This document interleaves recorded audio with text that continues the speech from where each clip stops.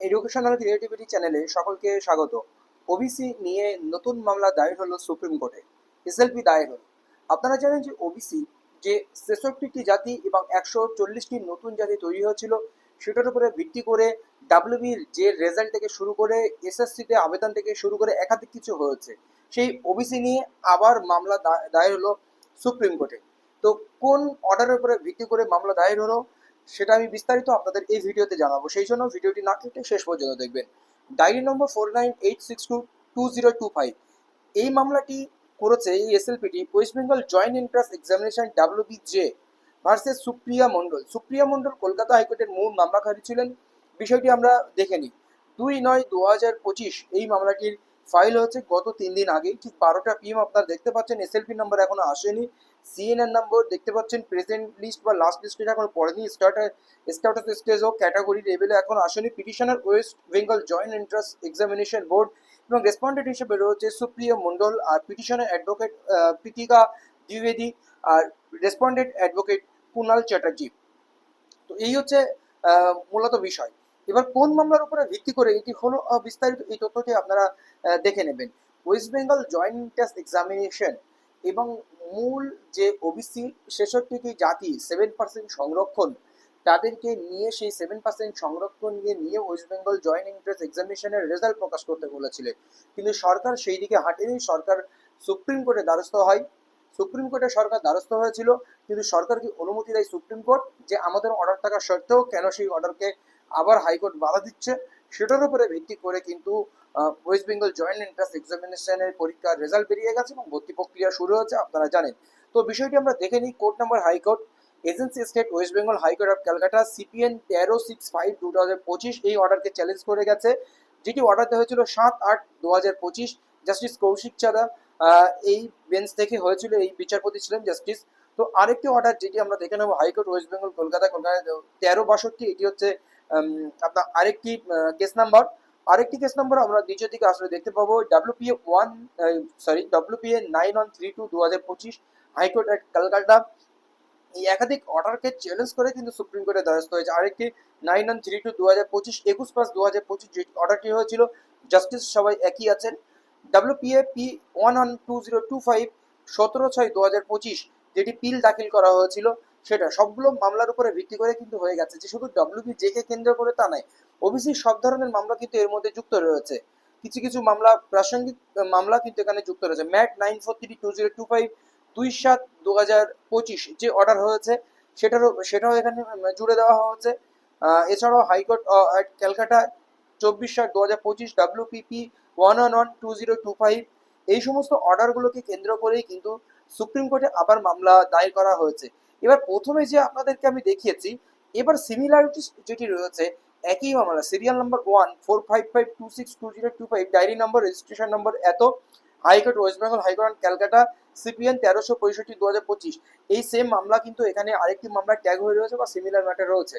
এবার আমরা মূল অর্ডারটি দেখে নেবো। আমরা যে প্রথম দিকে আপনাদেরকে দেখালাম যে প্রথম যে অর্ডারকে চ্যালেঞ্জ করা হয়েছে, একটি কন্টেম্প ফাইল, সেই কন্টেম্প ফাইলটি বিষয়টি কি ছিল, সেই বিষয়টি অল্প দেখে নিলে আপনারা বুঝে যাবেন যে মূলত কোন মামলাটিকে এখানে চ্যালেঞ্জ করা হয়েছে।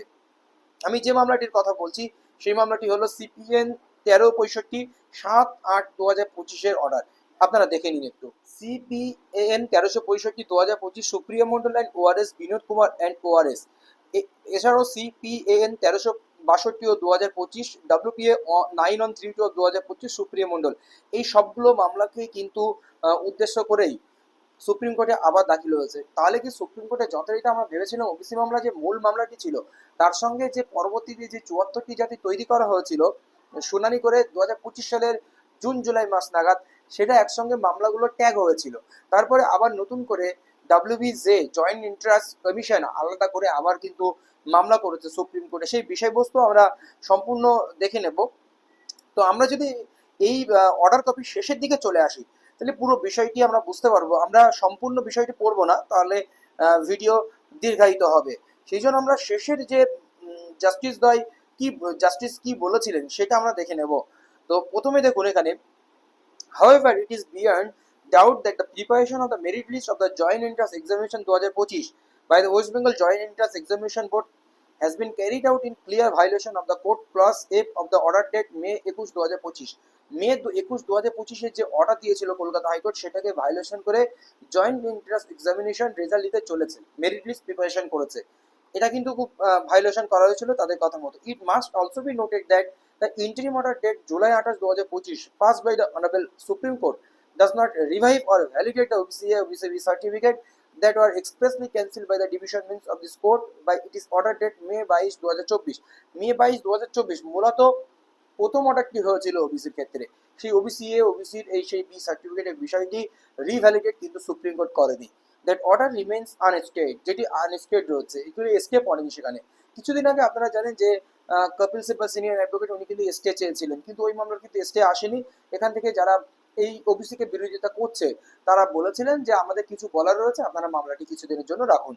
The undisputed position remains that the Joint Entrance Board has allowed OBC candidate to participate in the examination on the basis of such cancel certificate। সেই ক্যান্সেল সার্টিফিকেট নিয়ে কিন্তু তাদেরকে সুযোগ দেওয়া হয়েছিল, মূলত ওই বিষয়। In view of the aforesaid facts, the circumstances, the following direction are issued। যে ডাইরেকশন ইস্যু করা হয়েছে কোর্টের পক্ষ থেকে, the West Bengal Joint Entrance Examination Board shall request the merit list and publish a fresh panel providing 7% reservation for the 66 classes of OBC candidates। 66 classes OBC candidate যেটি 2010 আগে OBC, তাদেরকে 7% reservation দিয়ে তাদের মেরিট লিস্ট রিকাস্ট করতে বলা হয়েছে এবং publish করার অর্ডার দিয়েছিল সুপ্রিম কোর্ট, কলকাতা হাইকোর্ট। সেই অর্ডারটি এসেছিল 7/8/2025। এরপরে যে পয়েন্ট আমরা দেখে নেব সেটি খুব গুরুত্বপূর্ণ point. As recognized by the West Bengal Backward Classes Department prior to 2010 in terms of the judgment and order date May 22 2024, যেটা 2024 মে অর্ডারটি হয়েছিল, pass by the division bench Amal Chandra Das versus state of West Bengal. The entire exercise shall be completed within a period of 15 days from the date of this order. The affidavit of the complaints shall be filed and registered senior special secretary ইত্যাদি। In view of the pending appeals against the order dated May 21 2025, no contempt proceeding are initiated at this stage. The registry shall communicate ইত্যাদি ইত্যাদি। এবার আপনার এখানে একটি বিষয় জাস্টিসের নাম আপনারা দেখতে পেয়েছেন, তো একটি বিষয় বলি, সুপ্রিম কোর্ট সবকিছু বিষয় স্টে করে দিয়েছে।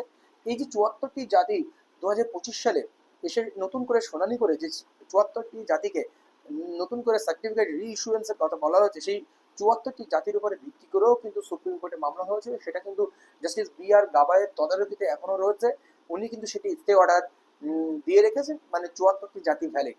এটার উপরে ভিত্তি করে West Bengal joint entrance commission কিন্তু এনারা রেজাল্ট বার করতে পারছিলেন না। তারাও ওই মামলার 3-4 দিন পরে সুপ্রিম কোর্টে দ্বারস্থ হয়, সে মানে তাদের মামলাও ওঠে, সেটার মূল স্টে পড়ে, তারাও রেজাল্ট প্রকাশ করতে পারে, সুপ্রিম কোর্ট অর্ডার দেয়। কিন্তু তার মধ্যে কিছুদিন আগে আমরা হাইকোর্টে দেখেছিলাম, সম্ভবত কয়েকদিন আগেই একটি মামলা উঠেছিল ওবিসি কেন্দ্র করে, জাস্টিস রাজশেখর মান্তা জাস্টিস তপব্রত চক্রবর্তীর বেঞ্চে। ওনারা কিন্তু ওই সুপ্রিম কোর্টের উপরে ভিত্তি করে ওটা কিন্তু বন্ধ রেখেছেন আপাতত। তো ডব্লিউবিজে আবার কোন উদ্দেশ্যে আবার এসএলপি করলো সুপ্রিম কোর্টে, বা তাদের সমস্যাটা একেবারে মেটানোর জন্য কি, সে বিষয়টা আমরা ভবিষ্যতে কিন্তু দেখবো, পরবর্তীতে দেখবো, বিস্তারিত আপনাদের আনা হবে। ধন্যবাদ।